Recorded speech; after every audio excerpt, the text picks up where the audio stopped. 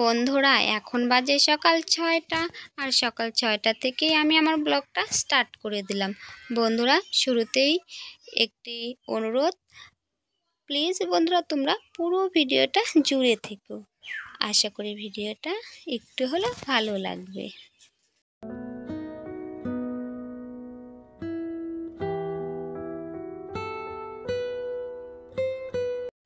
তো বন্ধুরা দেখো, এই ঘরটা একটু গুছিয়ে নিচ্ছি, ঝাড়পোছ করছি। তো এই ঘরে তো সবাই ঘুমাচ্ছে, ছেলের বাবা। তো এই ঘরে তো কেউ থাকে না। এখানে শুভদীপ বসে বই পড়ে, এটা শুভদীপের পড়ার ঘর। তো দেখো, তাই এই ঘরটাকে আগে একটু ঝেড়ে মুছে পরিষ্কার করে নিচ্ছি।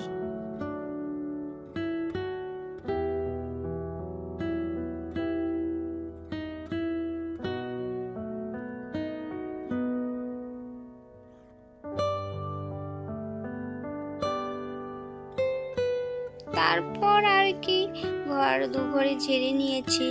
আজ ভাবলাম একটু লেপা মোছা করি, আজ বৃহস্পতিবার। তো বৃহস্পতিবারে তো একটু লেপা মোছা পরিষ্কার করতেই হয়। দেখো, তাই বন্ধুরা একটু একটু। তো এদিকে সূর্যসোনা শুভসোনা এরা দুজনে উঠে গেছে। সূর্যসোনাকে তো তোমরা দেখলেই, ও সাইকেল চালাচ্ছে, ও ঘুম থেকে উঠে সাইকেল। তো তবুও ভালো।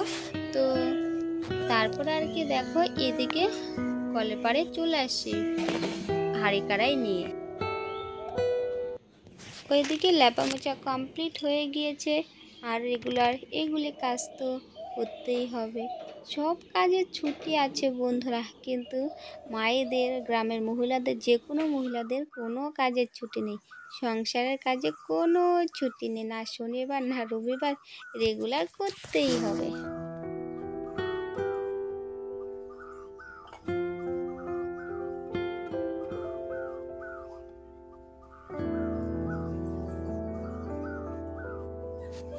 আর কলতলা চলে এসেছি। কয়েকটা বাসন ছিল, তো সেগুলি বের করে নিয়েছি। আর ডেচকি কড়াইটাও বের করে নিয়েছি।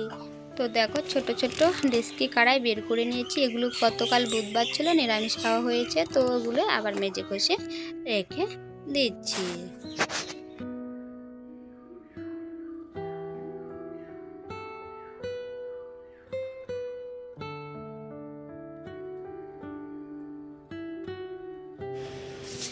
আর যেখানকার জিনিস যেখানে মানায়, তো ঠিকঠাক জায়গায় না রাখলে দেখতেও ভালো লাগে না। তো তাই দেখো, থালাবাটিগুলো মেজে নিয়েছি। তো থালাবাটিগুলো ঝুড়িতে ঠিক করে গুছিয়ে রেখে দিচ্ছি।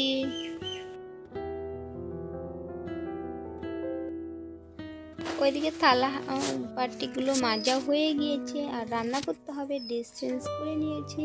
তো এখন রান্নাঘরটা একটু ঝেড়ে মুছে নিচ্ছি। তারপর গ্যাসটাও একটু মুছে নিতে হবে।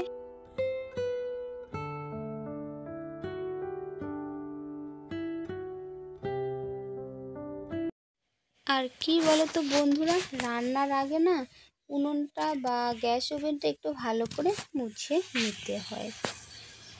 দেখো, রান্নার জন্য আমি কিচেনে চলেও আসছি।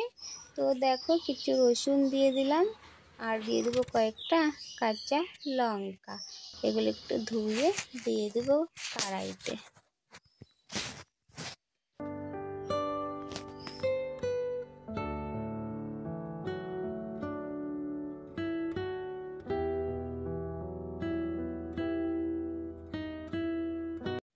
এগুলিকে হালকা ফ্রাই করে ভেজে তুলে নেব। আর দেখো, এখন এগুলো আমাদের বাড়ির পোস্ত, তো পোস্তগুলোকে একটু ভেজে নেব, হালকা ফ্রাই করে নেব। আর এটা হালকা ফ্রাই করলে না বেশ সুন্দর একটু ফ্লেভার আসে। তো আগে এই পোস্তটাই বেটে নেব। আর দেখো, পোস্ত, রসুন, কালো জিরে এগুলো বাটা হয়ে গিয়েছে, বাটা না সরি, ভাজা হয়ে গিয়েছে। শিলনোড়াতে নিয়েও নিয়েছি। মিক্সিতে ভালো মিহি হয় না, তো তাই ভাবলাম আর শিলনোড়াতে করে নেই বন্ধুরা। আর এখানে কালো জিরাটাও দিয়েছি, কিন্তু স্কিপ হয়ে গেছে বন্ধুরা, তোমরা এখানে কিন্তু কালো জিরাটাও দেবে। আর এটা বাটা বন্ধুরা বেশ লাগে, যারা যারা লঙ্কা বাটা খেতে ভালোবাসো তাদের জন্য বলছি, এটা না তোমরা একদিন বেটে খেয়ে দেখো, আশা করি ভালো লাগবে। তো এগুলিকে আমি এখন শিলনোড়াতে খুব ভালো করে মিক্স করে নেব, মানে বেটে নেব। আর ওইদিকে কিন্তু আমি উনুন না ছড়ে গ্যাস ওভেনে কিন্তু ভাত চাপিয়ে দিয়েছি।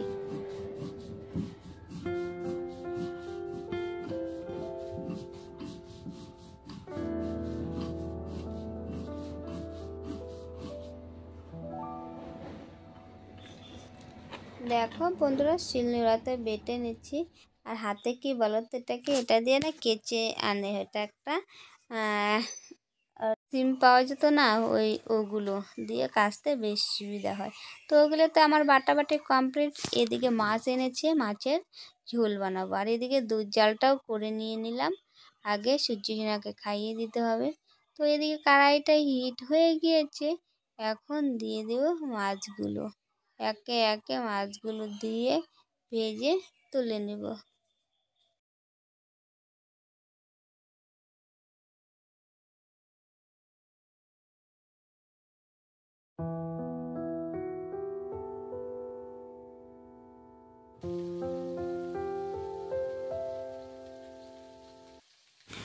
মাছগুলো দেখো এক পিঠ হয়ে গিয়েছে, উল্টে পাল্টে হালকা ফ্রাই করে নিব। এখন এই পাশটাও একটু উল্টে দিব। তো মাছগুলো রান্না করব আলু আর কচু দিয়ে, গতকাল কচু এনেছে ওটা দিয়ে করব। তো সবজি রান্নাটা পুরাটা তোমাদের সাথে শেয়ার করব না, শুধু আধো আধো করলাম একটু। তো দেখো আমার সবজিটা এদিকে হয়েও গিয়েছে। তো এখন আমি সবজিটাকে নামিয়ে নিচ্ছি। আর দেখো বন্ধুরা, ফাইনালি রান্নাবান্না একদম কমপ্লিট হলো। করেছি ভাত, করেছি মাছের ঝোল, আর করেছি চচ্চড়ি হালকা, আর আছে হালকা একটু পটল ভাজা। আজকের মেনুতে বন্ধুরা এইটুকুই আছে। ওকে বন্ধুরা, ব্লগটা আর বেশি বড় করছি না বন্ধুরা, আজকের মতো এখানেই রাখছি। আবার দেখা হবে নেক্সট ভিডিওতে বন্ধুরা। ততক্ষণ পর্যন্ত ভালো থাকবে, সুস্থ থাকবে, টাটা।